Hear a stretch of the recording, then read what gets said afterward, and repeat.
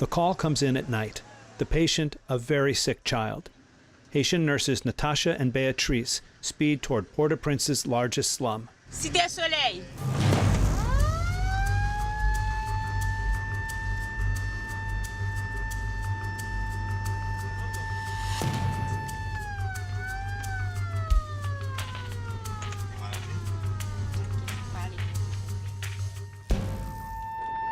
C'est quoi la situation?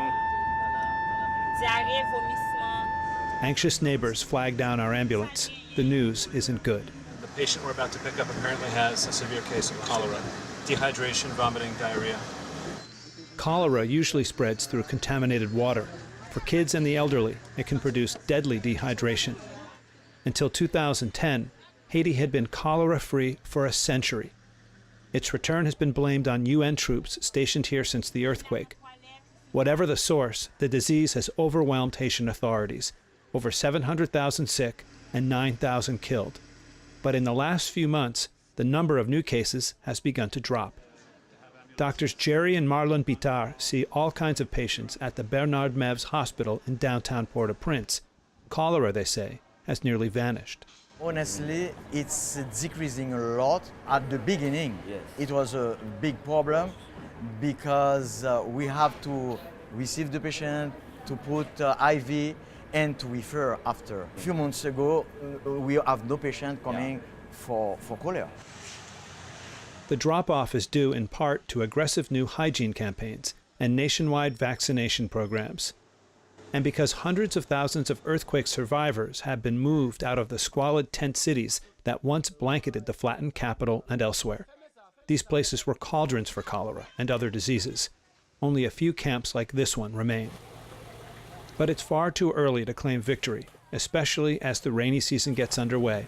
Unfortunately, yes, with cholera you never know. The situation can change very quickly. Water can go anywhere and it can pass through a latrine. If a latrine is not emptied, it can overflow. Once it rains very strongly, the water can pass further on. It could become environmental. So to prevent such outbreaks in the future will take a lot of effort on the sanitation side, water system side, prevention. Unfortunately, a big spectrum of different activities and mostly actually by now developmental activities that need to take place in order to really eliminate it and prevent outbreaks in the future.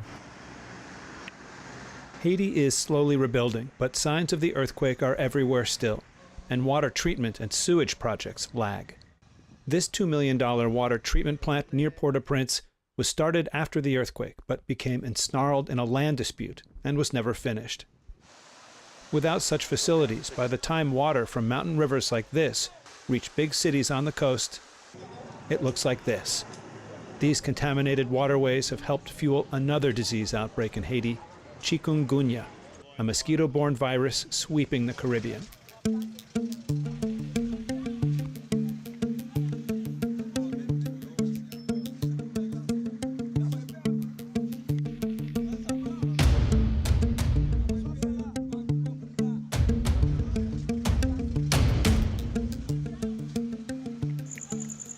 Chikungunya won't kill you, but it'll knock you flat for a week or two. And the symptoms are nasty. Ask just about anyone, since just about everyone seems to have had it. This young student, Pierre, fell ill just before final exams last term. Tu as passé l'examen? Oui, j'ai passé l'examen, j'avais réussi 61%. J'étais pas malade, j'allais faire beaucoup de points. Parce que lors de maladie, j'avais raté beaucoup de numéros qui sont restés vides. Chikungunya brings pain to people and to Haiti's fragile economy. This factory worker says he was sick for 5 weeks and still has pain in his joints. Toujours une douleur dans tous les pieds, en bas plat pied. Pourquoi tu allais travailler? Pourquoi tu n'as pas resté dans la maison 5 semaines pour récupérer? Bon, et le travail m'a fait, c'est seulement qui a fait parce que mon seul monde m'a montré ça m'a fait et il peut contrôler bon. Après monter gain agent pour moi aller de bon agent. Tu étais obligé de travailler. Oui, tu es obligé de travailler. Chikungunya was front-page news for months because people didn't know what it was or that the only treatment is painkillers and rest. There have been some 65,000 suspected cases this year, but these days folks don't usually go to the doctor, so the number of sick is likely higher. And with the rains, the mosquitoes will rise again. Which won't make life any easier for Natasha and Beatrice, the ambulance paramedics. They're already worked to the bone. And proud. They are, after all, the faces of the most advanced, well-funded sector of Haitian medicine, emergency and trauma care. Haiti virtually became one giant trauma center after the 2010 earthquake, and it learned from it, launching its first ever national ambulance service, 56 rescue vehicles set strategically around the country, paid for with Haitian funds, run by Haiti's Public Health Ministry. Need emergency care? Dial 116. Dr. Garnel Michel runs the dispatch center. Donc la population, à partir de n'importe quel téléphone, appelle. Donc, et les appels arrivent ici spécifiquement. Donc les appels arrivent de tout le pays. Et la population sait que ce numéro existe? Oui, donc il y a un spot publicitaire, donc il y a tout ça. Donc la population connaît. Et avant ce système-là, les gens, quand ils étaient blessés, qu'est-ce qu'ils faisaient? 2 ans avant, quand les gens avaient un problème, un accident, donc on était obligé de transporter en privé, donc par motocyclette, par un ami qui passe. Un tap-tap. Un tap-tap, donc tout ça. In a country with few street signs, let alone street lights, the ambulances don't always make better time. Getting lost on a call is common. This neighborhood is one of the capital's toughest, but the paramedics aren't scared. Vous avez jamais besoin d'accompagnement de la police? Oui, des fois. Des fois? En cas d'accident. Pour sécuriser la zone? Oui. Mais pas pour la sécurité de vous-même? En cas d'affrontement. Non, pas. That's because people see the paramedics as saviors, in the literal sense of saving lives, but also by virtue of showing up in places like this that are forgotten or feared. This woman is dying of AIDS. Natasha and Beatrice get her safely to a hospital, though it's unclear what help she might get there.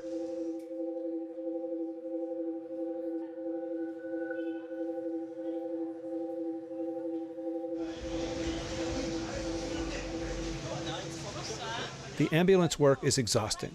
When they can, Beatrice and Natasha go out to unwind. Après travail, nous sortis, nous rentrons la caille, nous faisons des activités, nous comment ça y est. Il y a quelques accidents que nous avons qui loin, qui part dans le centre-ville qui est en dehors.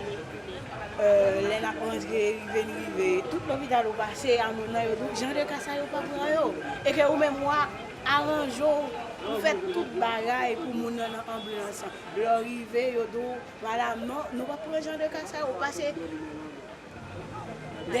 hôpitaux, non, madame, jusqu'à ce que, en fin de compte, on dit, bon, mais qui ça va le faire? On va ramener là quand même, on va ramener là, comme dit, nous, If it's trauma, Beatrice can try her luck at the Bernard Mevs Hospital in Port-au-Prince, a small but state-of-the-art facility that handles everything from brain to back injuries. Scott Gillenwater is the hospital's administrator. He says this is the first hospital in Haiti dedicated solely to critical care. We do around 2,500 surgeries a year, anything from wound cleansing to breast reduction.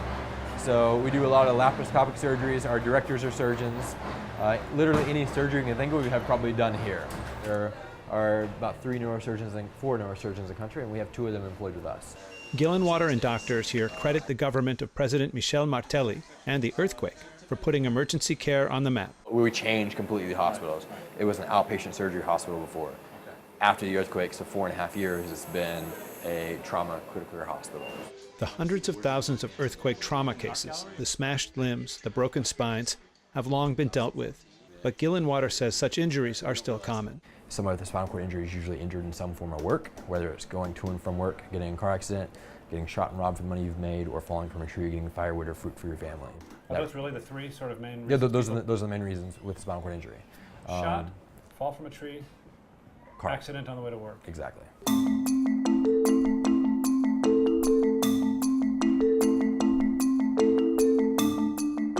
The accidents commuting usually involve motorcycles.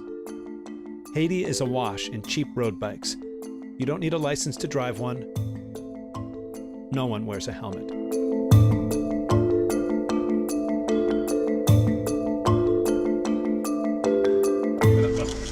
On a mountain curve in northern Haiti, the man in the green jacket dumps his bike and his 2 passengers right in front of us. Everyone's badly scraped, and the driver has hurt his knee. He can't walk. So we take them an hour or so down the mountain to the nearest clinic. And before we know it, we come across another guy lying in the gutter with his motorcycle on top of him. He'd swerved to avoid a dog and apparently snapped his femur. We're off again in search of medical care. Si Zamou la te rele ambulance la. Non, il pas très l'elle, non? Pas très l'elle? Non. Non? Et pourquoi pas? Non, bon, parce que ouais, nous prenons. Il pas l'elle. Because they saw that we took him, so they didn't call the ambulance. Et si yo te rele ambulance la, combien de temps il t'a pris pour venir? Un peu de temps, oui. So people are largely at the mercy of anyone who might stop on the side of the road. People with car helping. That's the fastest, anyways. Always. Though maybe not for long. If a traditional ambulance is too far away, a new helicopter service hopes to step in. Helicopter medic and pilot Jordan Owen shows off one of his birds at Haiti Air Ambulance, a privately funded project that's just gotten off the ground. Owen says they've flown 5 life-saving missions so far, including saving a toddler. We had a malnourished child that would have had to take a 18-hour tap-tap ride from Wanamith to Jacmel. We were able to accomplish that flight in less than 1 hour, and we're already receiving the weekly photos of the child was literally on the verge of death, looked like shriveled up little raisin, and now he's full of life with big smiles and gaining weight every day. Owen says there's lots of work still to be done coordinating with Haitian authorities. For example, in securing a road after an accident so that the helicopters can land safely. But he's confident that will happen. With this service, it's here to serve all populations, and it's showing the world that Haiti's stepping up in this healthcare, and also people can feel more secure when they come to visit or if they're coming to invest to Haiti. And I think that that's a tremendous step ahead. We feel that it's the right thing for us to do to bring this new program to Haiti, set the standard very high, and demonstrate to the Haitian people that they're just as important as anyone else in the world. That needs to be demonstrated. Absolutely. In a way, that's the message paramedics Natasha and Beatrice deliver every night as they crisscross Port-au-Prince trying to save lives. That someone cares, that the government cares, even if things don't always go as planned. On this call, all they know is that someone is unconscious.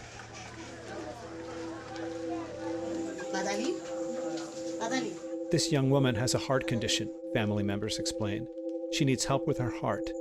But when they feel for a pulse, there's none.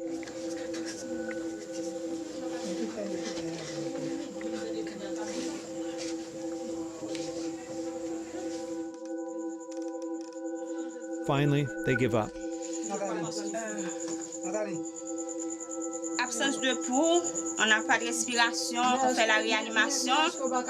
As gently as they can, they deliver the news and leave. Elle était déjà morte. On avait ce qu'il fallait. On est vraiment désolé. But those feelings, sadness, frustration, are for later. The next call for help is already in.